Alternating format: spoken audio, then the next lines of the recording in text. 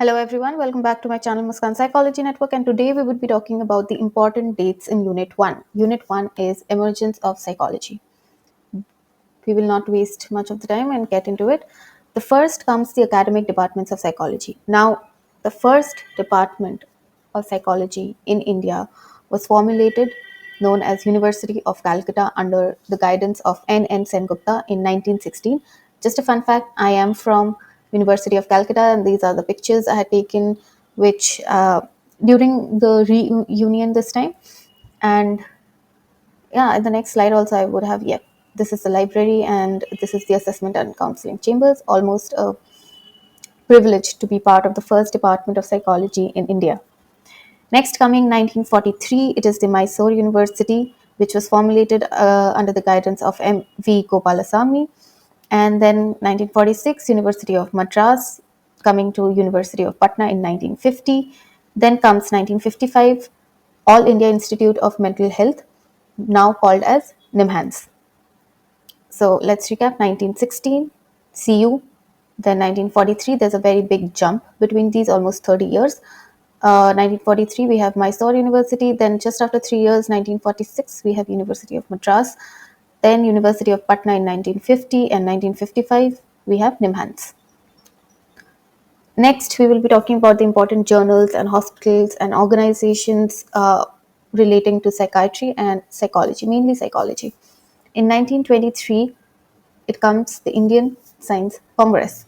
Then 1924 or 25, in some books you'll find 24, but again in some books you'll find 1925, comes the Indian Psychologists Association. Then in 1926, we have the Indian Journal of Psychology. Then 1940, we have the Lumbini Park Mental Hospital.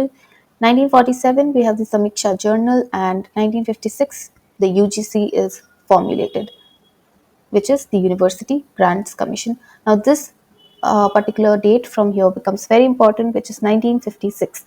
1956 from this chart, and 1960, University of Calcutta, very important. Now, this slide is mainly on how psychology as a subject, as a discipline was formulated, right? Mainly psychology came from the West. In the pre-independence era, Indian psychology heavily relied on Western theories. Almost all theories, if you look into, of psychology, mainly are Western theories given by Western philosophers, psychologists, psychiatrists, and but it later was understood that traditional Eastern philosophies are also present, and they do not really align with the Western philosophies. I would restructure that. I wouldn't say does not align, but Indian psychology or the Eastern perspective had few of its unique characters, which were not present in the Western theories. So it never fit well because we were trying to bring theories from the West and just trying to hammer it in the Eastern subsystems. But it would definitely be different because Western perspective, Western culture, Western people are very different from Eastern people. Eastern cultures are very, very collectivist. One of the areas being very collectivistic, but Western societies are very individualistic. So this is just one of the difference I'm pointing out. Then we come to the post independence, post 1947, right?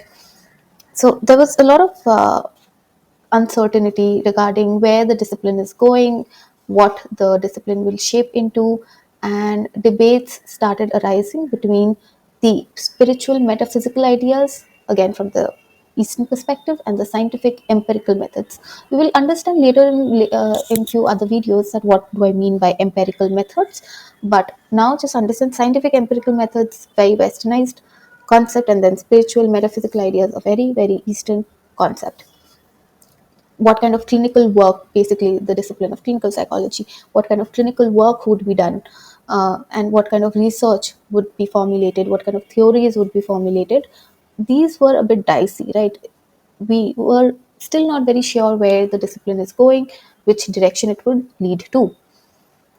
Now coming to 1950s, 1960s, the post independence era, psychology in India started expanding, right? So if we just have a quick revision here. So when was the first Department of Psychology formulated? It was in the pre-independence era. It was in 1916. So then 1950s, 1960s, and then in 1916, actually, it was not the Department of Psychology, but it was called the Department of Experimental Psychology, if I'm not wrong. The 1950s, 1960s came by, and psychology in India expanded rapidly, but it lacked structure. Again, it had its components, right, but it did not have its structure. Something like it had probably a table, a chair, a fan, but not like a structure, not like a house on what it was built. This was missing. There were components, but these structure was missing. The 1980s, something shifted, right? More indigenous research and theories started gaining attention, not just Western theories of per se, like the by Pavlov, by the Gestalt school or the structuralist school, functionalist school, not just those, the indigenous research, what India was giving back, or what the Eastern perspective on psychology was giving, those started gaining attention. This was in 1980s. Then in 2002, Indian psychology was officially recognized as a distinct branch of psychology during a major conference which was held in Pondicherry. So in 2002, Indian psychology came to being. Coming to few propounders, few important people of Indian psychology, right? First, we will talk about JBP Sinha. He's JBP Sinha, and he talked about a leadership model. He was mainly a very big contributor in the organizational settings, into the OB behavior, in the organizational behavior management, basically. He introduced a leadership model which is called the nurture and taskmaster. Now, you do not need to know about what is nurture and taskmaster for your UGC net, but just understand these two are linked. JVP Sinha, nurture and taskmaster. Then we come to Sudhir Kakar. Sudhir Kakar was a psychoanalyst, one of the first psychoanalysts who had a direct contacts with Freud. He explored how traditional healers contributed to the mental health care in Indian culture. His work is very interesting uh, to read. He's one of the gems of Indian psychology. Now coming to Ramchandra Rao and Bhavasari, Goswami, Evans, Palsane, they formulated a stress framework inspired by the ancient Indian scriptures. Pandey and Naidu in 1992 designed a tool to examine the idea of detachment and its psychological uh, effects on well-being. So let's just revise very quickly. JBP Sinha, nurture and taskmaster in organizational settings. Sudhir Kakkar, psychoanalyst, and how traditional healers contributed to mental health care in Indian culture. Ramchandra Rao and stress framework. Pandey and Naidu, the idea of detachment. This is the last slide, and this we will just be talking about Durganand Sinha and his ecological model. During masters and even in bachelors, I'm very sure a lot of people have read about Bronfenbrenner's theory of ecological systems, right? Like how Bronfenbrenner talked about individuals' development is shaped by interconnected environmental systems, right? But this is also very similar to Bronfenbrenner's, but this came way before Bronfenbrenner's theory of ecological systems. So Durganand Sinha, uh, Sinha's model had few of the most important points, like individual and environment are interconnected. There are multiple environmental layers, right? Physical, social, cultural, economic, and their continuous adaptation ongoing, their continuous change which is happening. Most importantly, just remember ecological model given by Durganand Sinha, and these are the most important areas, just like the first few topics in Unit 1.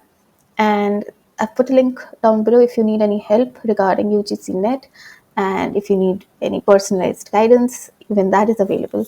Thank you so much, and please do subscribe to the channel and hit the like button if you like the video. If you need the PDFs of this PPT, then you can also message me for it. These pictures wouldn't be there, definitely. Again, any kind of information you need, any kind of help, there's a Google Doc below. You can fill out the form with your email ID and the